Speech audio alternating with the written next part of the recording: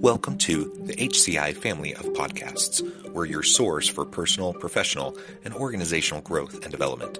We share our own original research, explore industry trends, and interview executives and thought leaders from across the globe.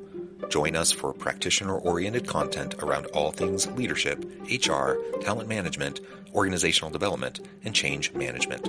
Maximize your personal and organizational potential with the HCI family of podcasts.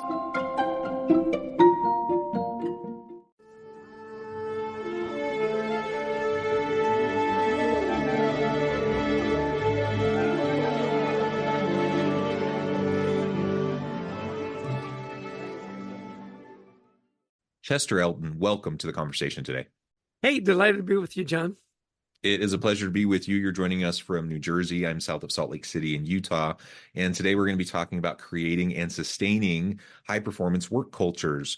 And this is a topic I love, something I think a lot about. I do a lot of research in this space and write a lot in this space as well. So this is going to be a really fun conversation. And in the pre-interview, of course, as we're getting to chat and know each other a little bit more, we realize we have some connections here in Utah. And it's always fun. It's a small world, right? And it's always fun to make those connections. As we get started, I wanted to share Chester's bio with everybody. Chester Elton is among today's most influential voices in workplace trends. He's spent more than 2 decades helping clients build high-performance cultures. In his work, he provides solutions for leaders looking to enhance employee engagement, teamwork, and wellness. Now, I could go on, Chester, but anything else you would like to add by way of your background or personal context before we dive on in? Yeah, my co-author in the books we've written is Adrian Gostick, who lives in Park City, Utah, not too far from you.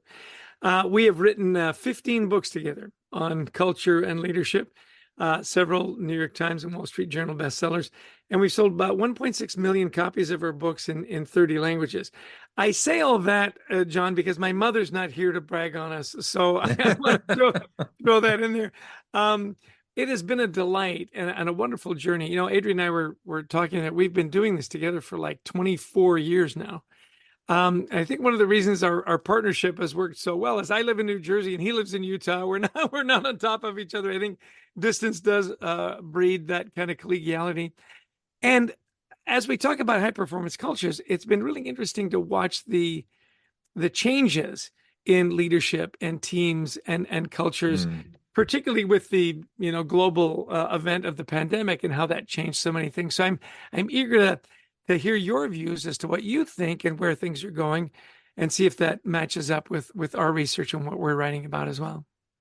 Yeah, very cool. It's definitely been an interesting few years, hasn't it?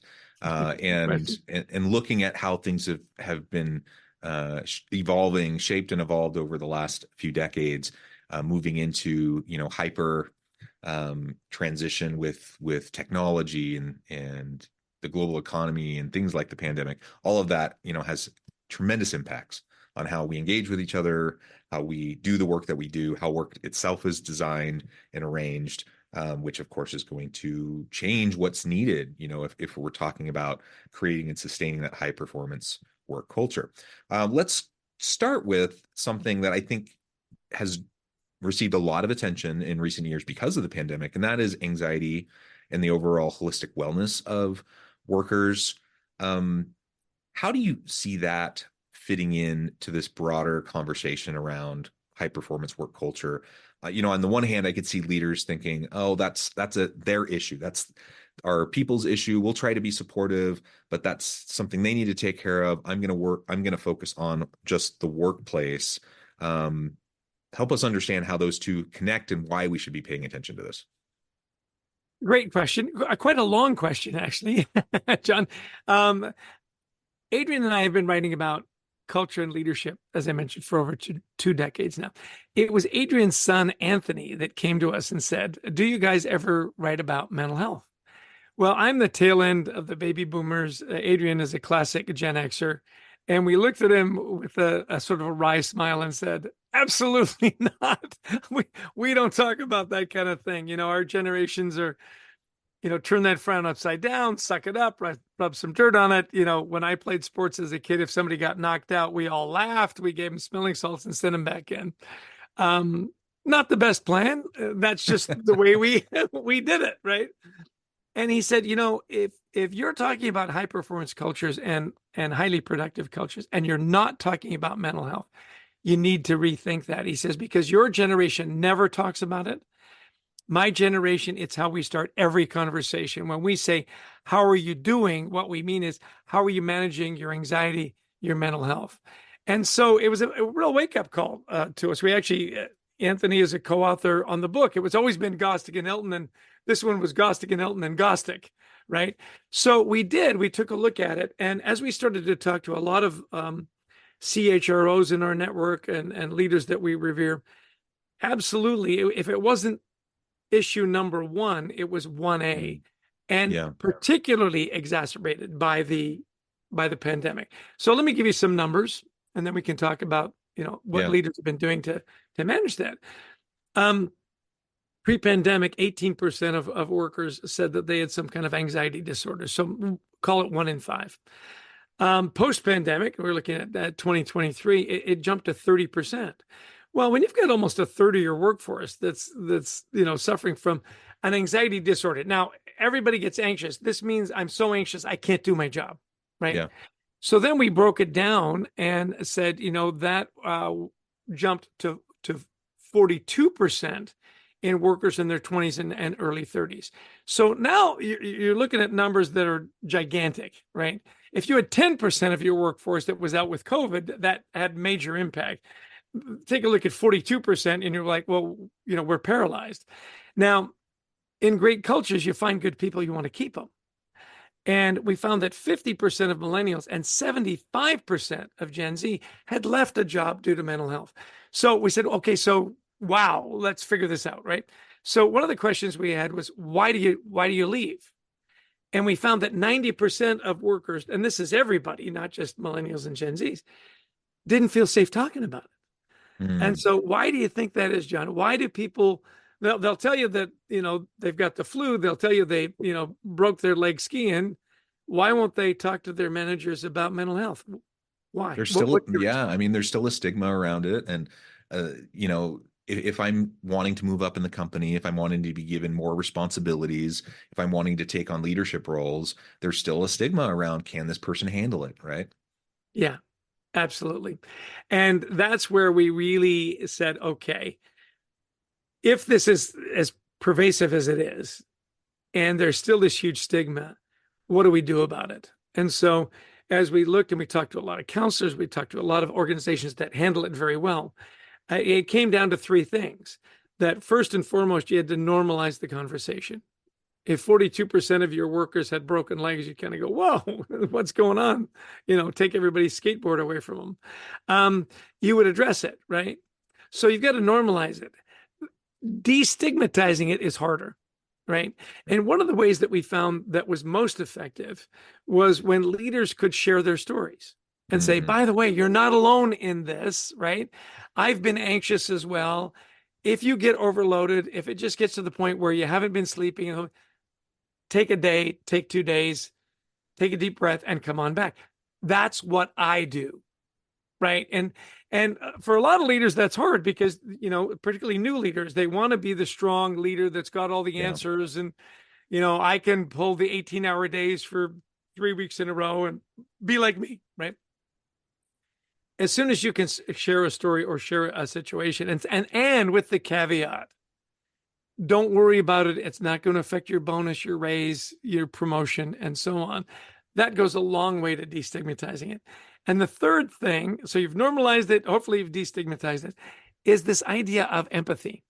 So if you'd asked me 5 years ago, what do you think the emerging trait of leaders is going to be that's going to be the thing that they have to be able to do?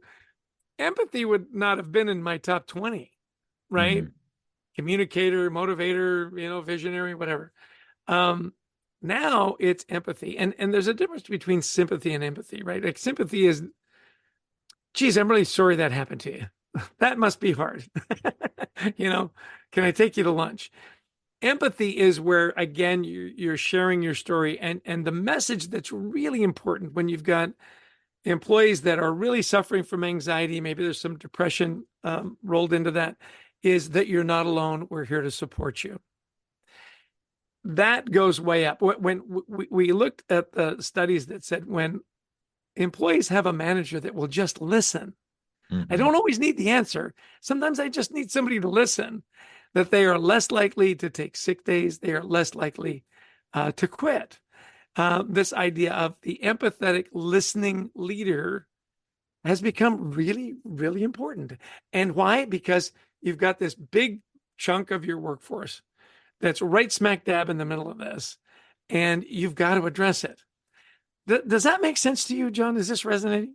Yeah, absolutely. And I wrote an article recently on the topic of what I call and others call toxic resilience. So, I'm a big believer in, work hard, be resilient, be gritty.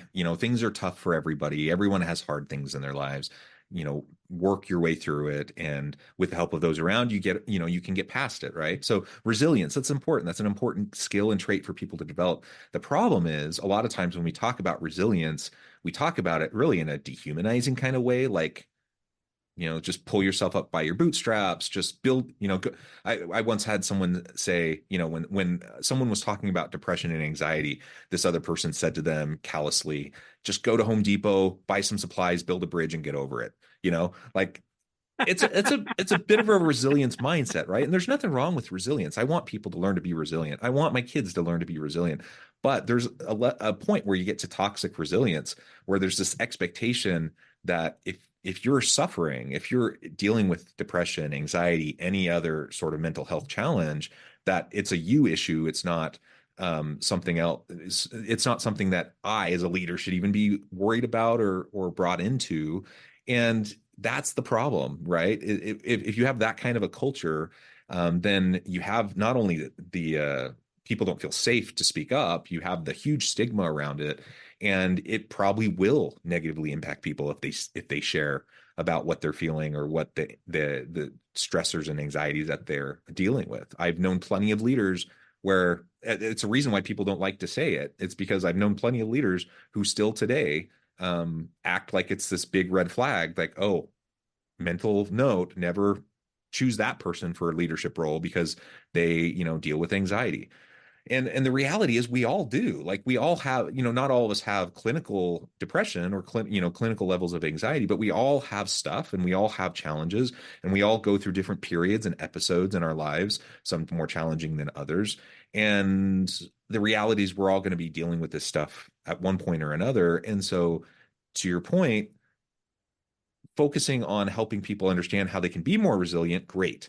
But we need to learn how to have more compassion, more empathy, and ultimately lead with that empathy and do it in a way where we can do it sustainably so we don't burn out because we're constantly taking the weight of everyone around us onto our shoulders, right? And that's a hard balance. In the past, Yeah. it wasn't even our issue. We're not going to worry about it. Now it's like you got to be the leader for everyone. You're almost like a therapist, and there's got to be balance there. Yes. And very well said, by the way. The thing that I don't want the message to be is that all of a sudden we've got to be soft, we've got to be less demanding, and I guess it really doesn't matter if we get the work done or not. Right? Right. That's not the message. The message is as you figure this out, you will be able to instill more resiliency in your people and you will get more done and you'll get it done faster and at a higher level. And more importantly than all of that, you'll keep your really smart, good young people Yes. that are looking for a reason to succeed. They're not looking for a reason to fail. We looked at the generational divides and how we react to each other. And of course, it's very general and there's always Yeah. exceptions. What you're saying is, my generation it looks at the younger generation and say, look, you're soft, right? You don't want to work. Your work ethic is not that great. By the way, you don't dress very well either, and don't even think about playing your music when I'm around. The fact is that this generation is incredibly talented, right? They've lived in a digital world. I didn't grow up in a digital world, right? Um, and I think with that brings all kinds of opportunity and different issues. Yeah. I'll relate to a really interesting experience I had just recently. So I'm with this group of leaders in our town, and we were had this retreat on how are we going to deal with each other and deal with problems in the city and so on and so on. And they said, we got to show up for each other. And when we're together, we need to focus. I said, great. I said, what would you think? And we meet once a month for 2 hours. It's not onerous, right? So what would you think if during our 2 hour meetings, we turned off our phones? John, you would have thought that I've asked them to give up a kidney. It was like, absolutely not. My kids are in school and I got to be, and this and this and this and this. Now, I was by far the oldest guy in the room. And I said, really, 2 hours? I said, when Google meets in their headquarters for any meeting, you're told to turn off your phone, not silent, not vibrate. It's off. That's Google. Half of you have Google phones, right? Mm-hmm. Why can you not take 2 hours and disconnect? Well, I've got to be available for my kids. I got to be blah, blah, blah, blah. And it occurred to me that we live in a society that is so subtly stressful. Mm-hmm. I've got an Apple Watch, as like a lot of people do. It's buzzing me all the time. Yeah. I'd like to figure out how to turn most of those off. And yet every time it buzzes, I look at it because, it might be something important. You and I are recording this podcast. I turn my phone off. I can turn my phone off for 30 minutes or 90 minutes. Most people can't. I've got a dear friend. He's a partner in a big firm. And I said, we'll call him Jason because, that's his name. And I said, Jason, do you ever turn off your phone? Like ever? He goes, never. I said, what about when you're sleeping? He goes, nope. I said, so you're sleeping, it buzzes in the middle, you wake up and look at your phone. He goes, absolutely. I said, why would you do that? He says, I don't want to miss something. Now, think about that. So I think as leaders and managers, we've got to understand that these generations are connected 24/7. Yeah. So how do we feed that in a really positive way? How do we create some boundaries in a really positive way that says, hey, every now and again, it's okay. Like, it's okay for you to not respond to emails at 11:30 at night. Mm-hmm. And I'm going to model that. I am not going to send you anything over the weekend. There's nothing that can't wait till Monday. And give people space to breathe, to recuperate, and to build in some of that resiliency. The biggest thing that I would want your leaders to know, and we've talked about generational leaders and all these, and they've all heard it before. Great. Here's what I want you to do. I want you to get to know each and every one of the people that report to you. And I want you to know their stories. Because if I know where you come from, how you got here, what you want to accomplish while you're here, and where you want to be 2, 3, 4 years from now, that gives me your story. It allows me to understand your work ethic, your educational background, your family, hopefully some of your hobbies, your passions. What is it you want to accomplish while you're here? And where do you want to go? And my job as leader is to help you get there. Well, if we've got that relationship, I can put you in a situation to succeed. I can maximize your talents. I can help you get where you want to go, which, by the way, may not be with our company 2 to 3 years from now. And that's fine. And that's fine. See, we're seeing leaders, John, have gone from command and control to sort of team to, the diversity and inclusion, which is still very important, to look, I want a coach, I want a teacher, I want a mentor. If you want to be remembered as a leader, if you want to have influence, teach. You think about the people that impacted your lives over and above your family. They were your coaches, your teachers, your mentors. You've got to change that mindset to say, okay, how do I coach them up? Because, the best coaches we ever had, the best teachers we ever had, were they demanding? Absolutely. They pushed us, right? Did we believe that they cared about us? Absolutely. Did we believe that they would cheer for us and root us on and help us get there? You bet. You've got that relationship with your people and you've got that relationship with your leader. Really good things happen really fast. And for those of you that played sports, and I know sports analogies are overused, the reason is because they work, right? Yep. Is when you were hurt, you told your coach. They'd call a play for you or whatever, and you'd say, you know what, coach? I can barely walk. Well, same thing, right? Coach, I'm overwhelmed. I got a ton of stuff going on at home. I'm worried about my elderly parents. I need to take a day. Or two. And a good leader says, take care of yourself. We'll fill in behind you. We're cheering for you. Can I call you Monday? Absolutely. You see how the dynamic has changed dramatically? Be a Yeah, teacher, be a and in coach, be a fact, mentor. I would say I totally agree. The best leaders, they're the coaches, the mentors, they're the teachers. They're the ones that are pouring into their people to develop them, to help them fulfill their potential. And I think the greatest leaders have always had those characteristics, but especially today, that's really what younger generations, younger millennials and Gen Z workers, what they really expect and desire. And in part, that's why sometimes they get a bad rap for being entitled and lazy, because they really kind of expect and demand like this constant feedback and mentoring and coaching, whereas previous generations maybe not so much. I mean, I'm younger than you are. I'm kind of right on the cusp of between Gen X and millennial. I'm the Zennial group, and I certainly remember early in my career, thinking feedback was great, coaching and mentoring was great, but it wasn't something I could expect, and it was something I had to kind of uh, just learn the ropes. And younger people just expect to have that happen for them more naturally, consistently, right?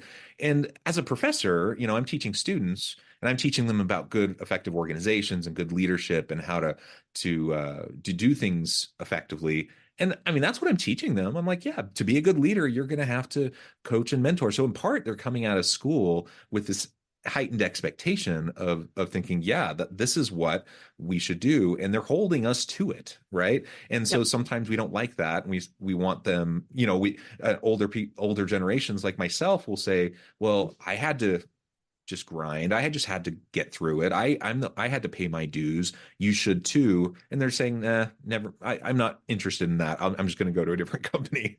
Yeah. And so that's Yeah. part of the dynamic here. And there are certainly, I mean, there's always generalizations with generational discussions, right? And certainly any generation has its lazy people and its entitled people and whatever. When I look at the students of today, that I teach, I'm like, oh my gosh, these students work so freaking hard. They're working way harder than most of us students did back when I was in college, balancing all these different things and work and school and family life and all these different things way more than I ever had to do as a student.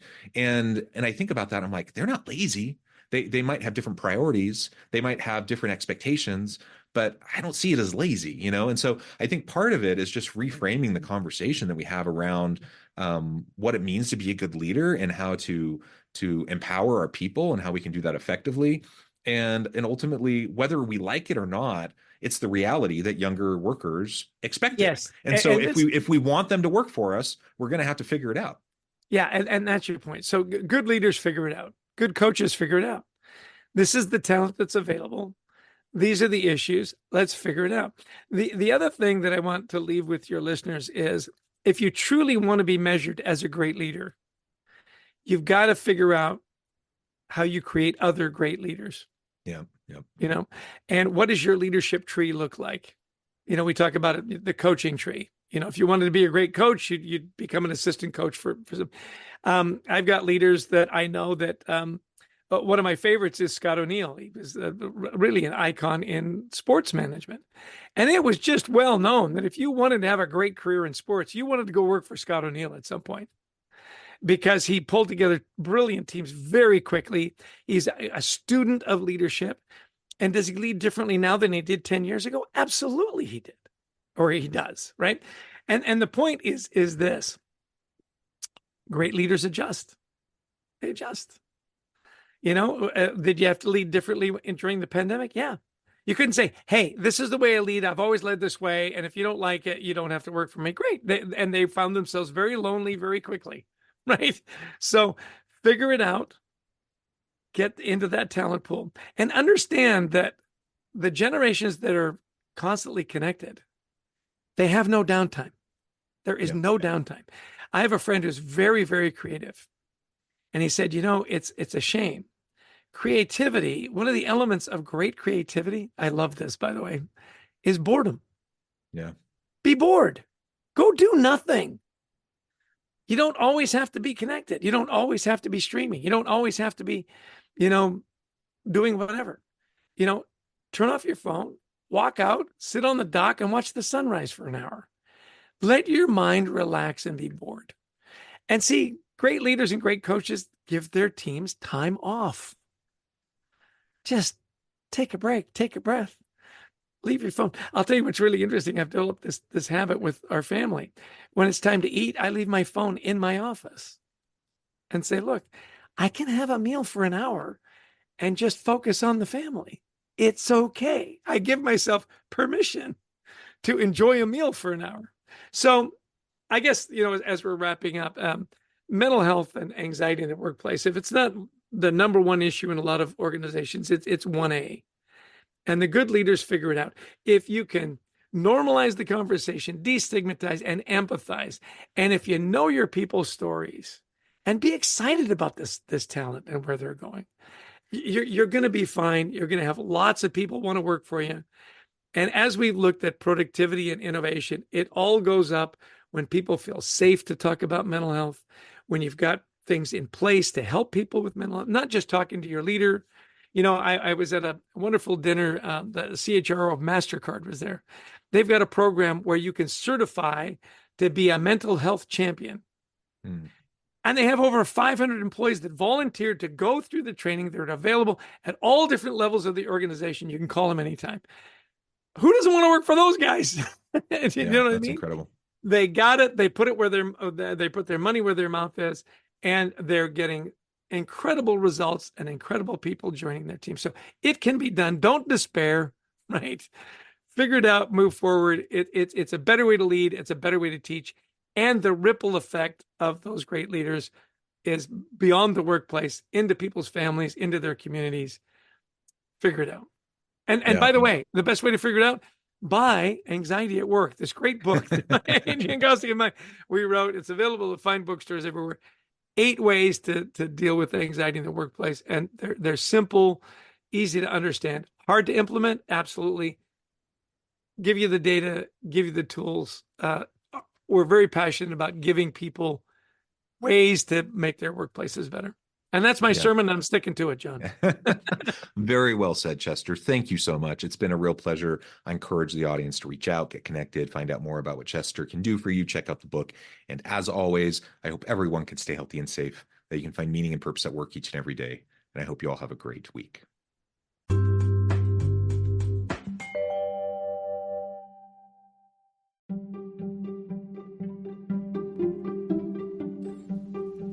Thanks for joining us for this episode of the podcast. We hope you stay healthy and safe, and please join us again soon.